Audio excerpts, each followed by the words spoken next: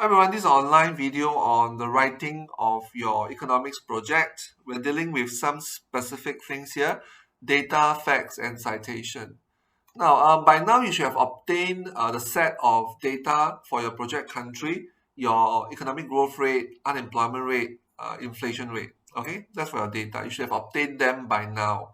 All right. Now, this week in tutorial, you will also go through the exercise of finding newspaper articles for your project country. So you now have on hand data and a lot of information, and you should begin some kind of writing. All right, by now. Now, how do you do your citation? Now, citation is very important because we don't want you to do guesswork. All right, so all your writings must be properly substantiated, okay, backed by facts and not by guesswork. All right, I hope that this video can help you. If you have any questions, please remember to go back to ask your tutor. Okay, now take a look at this statement. Let's say you're writing something on inflation. I'm just using Singapore as an example. This statement says that the increase in Singapore's inflation in 2018 could be due to the increase in wages. Now, what's wrong with this statement? Now, you can spot it. It's due to the could. Now, that means that this reason here that explains the inflation is guessing. Okay, it's guesswork. It's not real. It's not substantiated by anything. Okay, because of the could. All right. So if you write something like this in your project, it will be immediately flagged out. Okay, you should not be writing things like that that depends on guesswork. Now, whatever that you say must be based on facts and data. It cannot be guesswork. All right. So based on the earlier statement about Singapore's inflation, I'm going to look for a newspaper article. Now, this week in class, you'll be doing a search for newspaper articles. Okay, you will know how to look for them. There'll be lots to choose from. Okay, you choose the most appropriate ones. All right, to substantiate your data.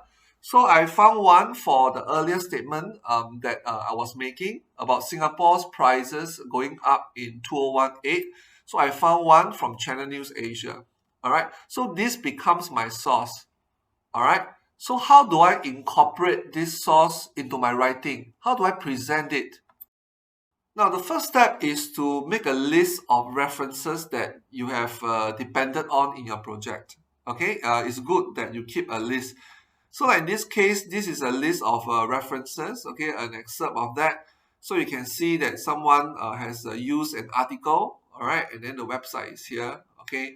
Now, there are proper standards for doing referencing, okay, and depending on whether you go to an American university or a UK university and what kind of subjects you study, there are different ways and standards of doing referencing. Okay, now at this stage, I'm not expecting you to use a full-fledged university style of referencing. Okay, like APA, I'm not expecting you to do that yet. But if you have learned that and you want to use that, good for you. Okay, but keep a list of the references that we have used, and usually the references goes behind, right at the back of the project.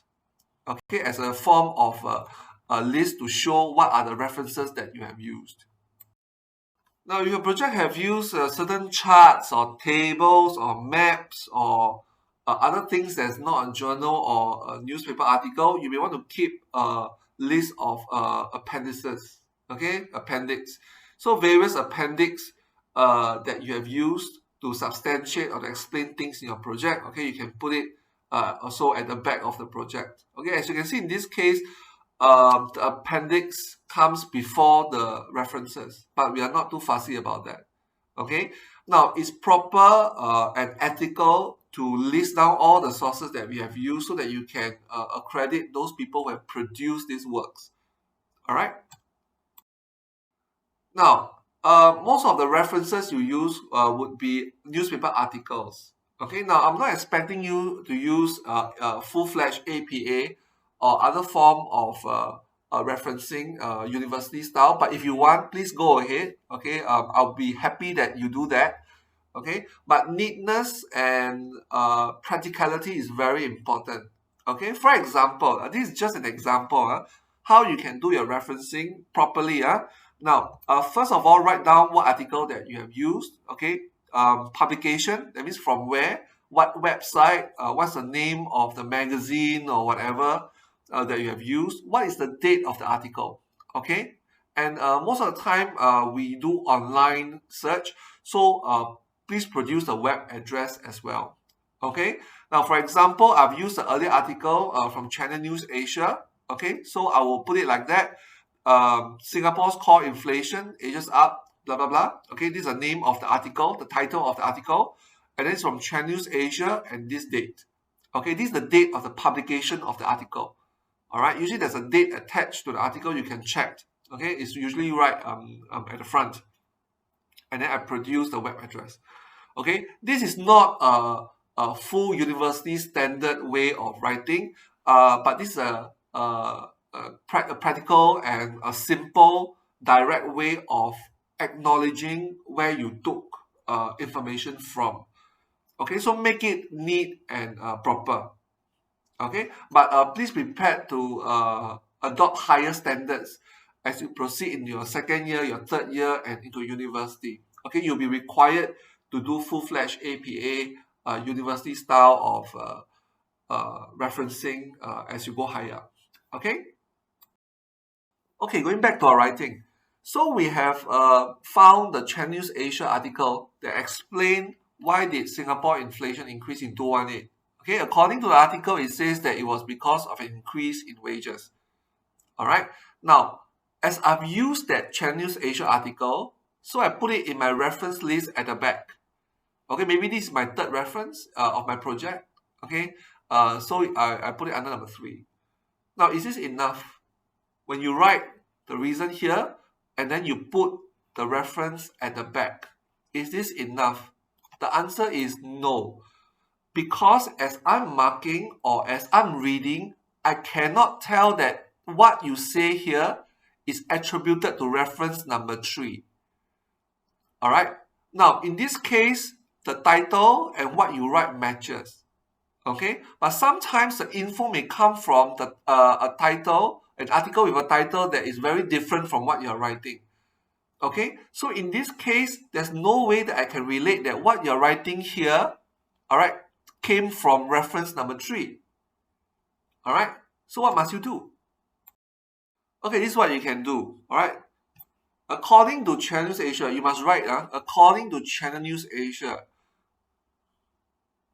Singapore inflation increased in 2018 due to an increase in wages. And you put it down as reference number 3. Okay, now you must have the mindset that the marker may not be able to match. So sometimes please refer it clearly. All right.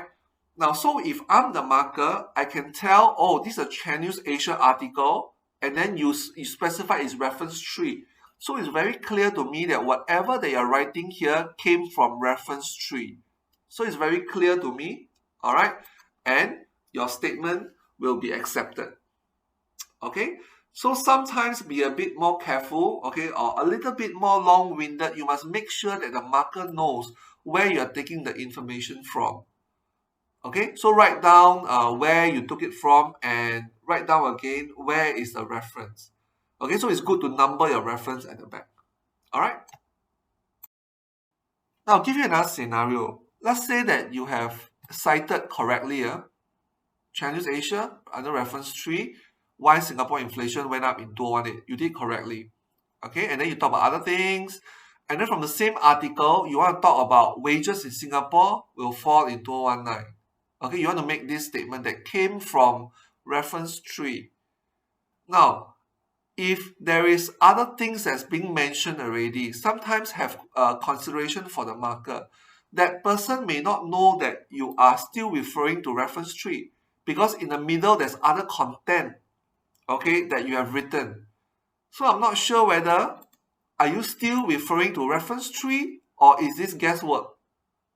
All right, so sometimes err on the side of cautiousness. If the marker, all right, cannot tell that you are using the same reference here, this statement will not be accepted. All right, So some students say that, hey, I mentioned this in page 1, and then at page 10, they're still talking about the same article. It's very difficult for the marker to know that you are still talking using the same article. So what must you do? You can say things like, according to the article, okay, that means you're still talking about reference 3, wages in Singapore look set to fall in 2019.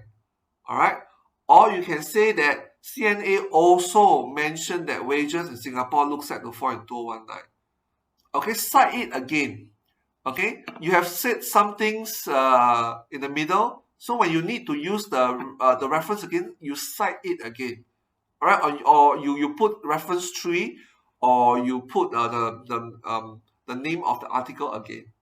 All right, so that it's a new citation. All right, so don't let a cited work carry on for too long.